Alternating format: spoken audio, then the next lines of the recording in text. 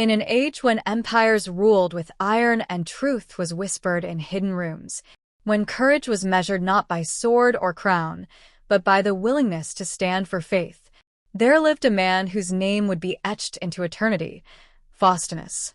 In the Roman city of Brescia, long before towering cathedrals and modern roads, a quiet spiritual fire began to burn. It was a flame that persecution could not extinguish, a light that no darkness could overcome. This is the story of Saint Faustinus, a servant, a preacher, a brother in faith, and ultimately, a martyr whose witness would inspire generations yet unborn. The Roman Empire stood vast and unchallenged. Its banners stretched across continents, its legions marched with unmatched discipline, and its laws shaped the lives of millions. But beneath the grandeur lay tension, for a new belief was quietly spreading. Christianity, still young and misunderstood, was seen as a threat to imperial order. To worship Christ instead of the emperor was considered rebellion. Into this world was born Faustinus, a man destined not for power or prestige, but for testimony. Little is recorded about his early childhood, yet tradition paints a portrait of a young man deeply rooted in compassion, humility, and devotion. He did not seek recognition. He sought truth. As Christianity grew, so did the need for leaders, men who would guide the faithful, teach the scriptures, and strengthen hearts under threat. Faustinus answered that call. He became known not merely as a preacher, but as a shepherd of souls. His voice carried warmth and conviction. His words did not condemn, they invited. Those who listened felt seen, understood, and encouraged. He served quietly, often in secret gatherings, where hymns were sung in hushed tones and prayers rose like incense into the night. In a time when faith could cost one's life, Faustinus chose devotion over safety. Faustinus was not alone. He shared his mission with fellow believers, forming bonds stronger than blood. Their community was built on shared hope and unwavering trust in God. They fed the hungry. They comforted the grieving. They strengthened the fearful.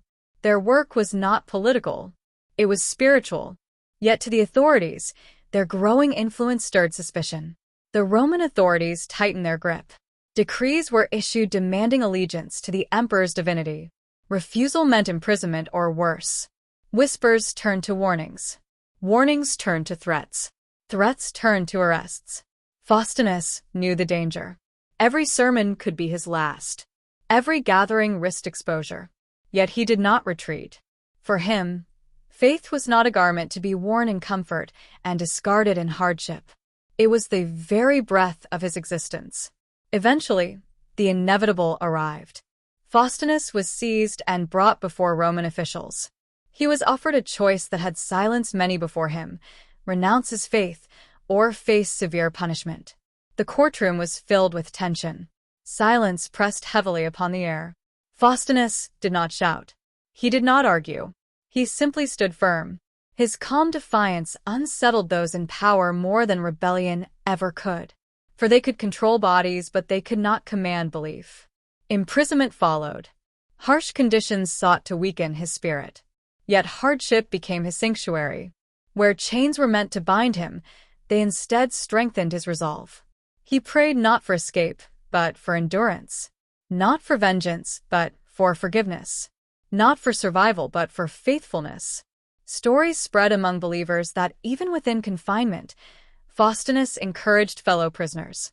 His courage became contagious. In the end, Faustinus would pay the ultimate price. His execution was meant to be a warning, a display of imperial dominance. Yet history would remember it differently. For while authorities intended fear, they ignited inspiration. His martyrdom transformed him from a local servant into a timeless witness. His life declared a message louder than any decree. Faith, when genuine, cannot be extinguished by force. Centuries passed. Empires rose and fell. Cities changed, languages evolved, cultures transformed. Yet the memory of Faustinus endured. Churches were dedicated in his honor.